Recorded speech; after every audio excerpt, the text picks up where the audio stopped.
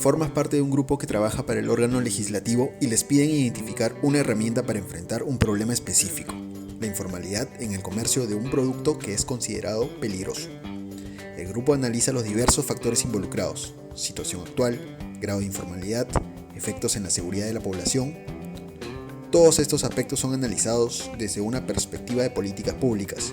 Desde un enfoque estructural, sabrás que estas actividades forman parte de la primera etapa de formación de una norma, la acción de pensamiento. El grupo decide enfrentar el problema a través de la implementación de un sistema electrónico de registro de transacciones. A partir de esta decisión, puedes seguir una ruta concreta. Sabes que debes crear secuencialmente un mini sistema de comportamientos esperados para implementar la estructura jurídica que sostenga la propuesta. El primer comportamiento va dirigido a un determinado tipo de sujetos, aquellos que realicen la venta del producto peligroso. La acción a incluir es precisamente el registro de la transacción de acuerdo con el sistema que se implementa. Listo, ya tienes tu primer comportamiento esperado. Ahora debes diseñar la estructura dirigida a la implementación del sistema electrónico. Siguiendo la secuencia lógica estructural, sabes que primero debes identificar al sujeto encargado de esta labor. Tienes dos opciones: o creas un órgano jurídico nuevo o le asignas la función a un órgano ya existente. Tomas la segunda opción y entiendes que debes asignarle un comportamiento esperado específico, crear el sistema informático. Ya tienes tu segundo comportamiento esperado. Acto seguido, debes asignar una función normativa para que este órgano cree las obligaciones específicas dirigidas a los sujetos que realizarían las transacciones, es decir, los comportamientos esperados dirigidos a estos sujetos. Siguiendo la secuencia lógica del enfoque estructural, sabes que la asignación de funciones normativas debe ser acompañada de una estructura de regulación, es decir, los límites que debe respetar el órgano jurídico para ejercer su función normativa. Y sabes que tú, como parte del órgano legislativo, también debes respetar ciertos límites al momento de ejercer tu función. No podrías, por ejemplo, asignar obligaciones únicamente a los agentes en una región del país, porque esto implicaría exceder el límite constitucional que te impide crear disposiciones que restrinjan derechos únicamente a un grupo de sujetos, al menos sin justificación alguna. Tanto el órgano legislativo como el órgano jurídico, asignado con funciones normativas, contarán con una estructura de control que expulsará del ordenamiento jurídico cualquier disposición que se emita excediendo estos límites. De este modo, la interrelación de tu función legislativa y la estructura de control, así como la función normativa del órgano jurídico y su estructura de control, forman el primer grupo de normas jurídicas de la estructura que estás diseñando. Aquí puedes observar que las normas se van formando con disposiciones nuevas y aquellas que ya se encontraban vigentes. Las normas se estructuran cuando se hayan completado los dos elementos esenciales: dos comportamientos esperados que cumplan la función de supuesto de hecho y consecuencia jurídica, respectivamente. El órgano jurídico se encargará de crear los comportamientos esperados y desde un enfoque estructural sabrás que estos comportamientos esperados deben ser acompañados de un conjunto de comportamientos esperados que sirvan de consecuencias jurídicas. Y sabrás también que estas consecuencias recogen comportamientos esperados dirigidos a un órgano jurídico específico que tendrá la función sancionadora. Probablemente esta función sea asignada al mismo órgano jurídico en caso éste cuente con funciones sancionadoras, para aprovechar su estructura. De este modo, la función contará con su propio sistema de creación del sujeto, que sería en realidad la referencia a un sujeto ya existente, la subestructura de asignación de funciones, y sabrás que este órgano, al ya contar con funciones sancionadoras para otras situaciones, contará con su subestructura de regulación de funciones, es decir, su reglamento de procedimiento sancionador, así como su estructura de control, es decir, su sistema de impugnaciones, que estará vinculado con el control de órganos jurisdiccionales a través del denominado proceso contencioso administrativo. ¿En qué te ayudó el enfoque estructural?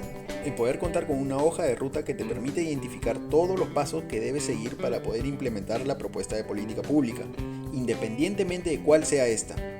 Te permitirá saber que debes formar una estructura que respete límites asignados y que debe contar con elementos que no pueden faltar. En el ejemplo que estamos mostrando, la estructura se formó aprovechando un sistema ya creado, pero de igual modo pudiste hacer un checklist que te permite monitorear lo que hiciste y lo que te falta hacer. Y no solo ello, el enfoque estructural te podrá ayudar a identificar el alcance de los comportamientos esperados que se te ocurran formar. Por ejemplo, y esto es a propósito de un caso consultado hace pocos días, al órgano jurídico se le puede ocurrir la creación de un comportamiento esperado que, de manera literal, se escriba del siguiente modo: el trabajador debe ser capacitado con la implementación del sistema. La pregunta es, ¿a quién va dirigido el comportamiento? Si uno presta atención únicamente al enunciado, podrá decir que es una obligación dirigida al trabajador, pero si ve el mismo y la estructura bajo los elementos esenciales del comportamiento esperado, sabrá que el trabajador es el objeto de la acción, es la persona que debe ser capacitada. La obligación va dirigida precisamente al empleador. En el caso consultado, esta diferencia resultó especialmente relevante debido a que la entidad que formulaba la obligación, supuestamente dirigida a los trabajadores, era distinta a la entidad que regula las actividades del empleador, que era una empresa que realiza determinadas actividades económicas. Es decir, de haberse considerado que la obligación iba dirigida a los trabajadores, esta habría sido incluida en un reglamento emitido por una entidad que no es competente, lo que lamentablemente pasa muy a menudo. Por eso es que el enfoque unitario estructural te puede ayudar a identificar los pasos exactos para crear tus normas, sin que te dejes llevar por las apariencias generadas por los enunciados. Repetimos, las normas se estructuran secuencialmente y no siguiendo el mismo orden de la estructura de las oraciones.